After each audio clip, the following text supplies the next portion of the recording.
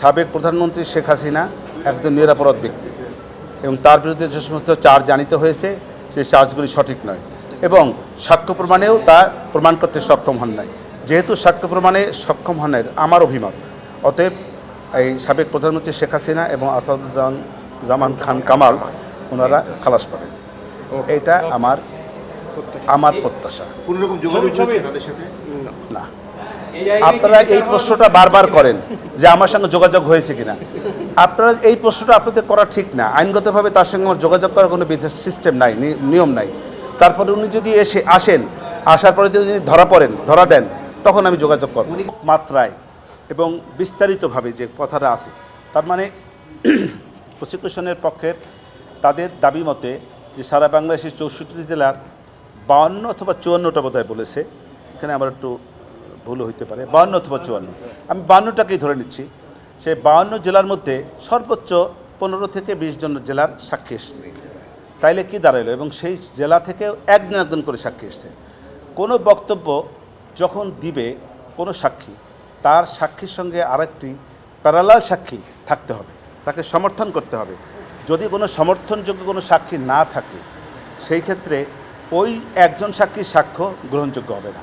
অতএব যে wide spread, যে ব্যাপক মাত্রায় যে এই সারা বাংলাদেশে অপরাধ সংগঠিত হয়েছে, এই কথা সঠিক না, এটাই বোঝাতে চাই। আচ্ছা, এই যে আপনি বলছেন উন্নয়নের কথা বলছেন, যে অনেক উন্নয়ন করেছে, তো এই উন্নয়ন কি আপনার হত্যাযোগ্যকে ম্লান করতে পারে? আমি সেটা বলি না, যে সে প্রসঙ্গ আসে না। আমি ওইটার সাথে একটু সাপ্লিমেন্ট করি, যখন কোনো বিচার চলমান থাকে তখন কি আসলে ওই অপরাধের বিষয়টা আলোচনায় প্রাধান্য পায় নাকি ব্যক্তির বিগত দিনের অর্জনগুলো প্রাধান্য পায়? অপরাধেরটাই বেশি পায়।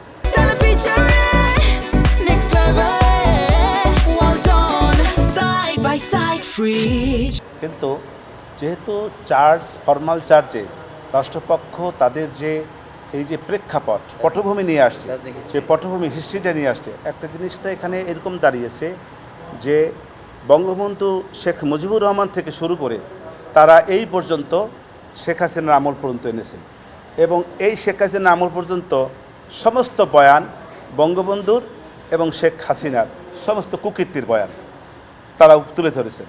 আমার বক্তব্য হইল, আপনারা যদি ঠিক আছে মানলাম যে আমার বঙ্গবন্ধু এই যে আমার আসামিরা ধরেন তাদের কুকীর্তিকে যদি যুক্তির ক্ষেত্রে ধরেও নেই, তাহলে আপনি আমার সুকীর্তিগুলোও তাদের উঠানো উচিত ছিল।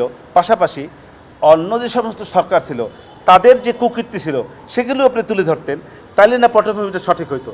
আপনি একজনকে ছোট করবেন অন্যজনকে বাদ দিয়ে, আর একজনকে বিরুদ্ধাচরণ করবেন প্রয়োজনে অপ্রয়োজনে, ইচ্ছায় অনিচ্ছায়, জেনে না জেনে, ভুলভাবে, এটা তো সঠিক না। এই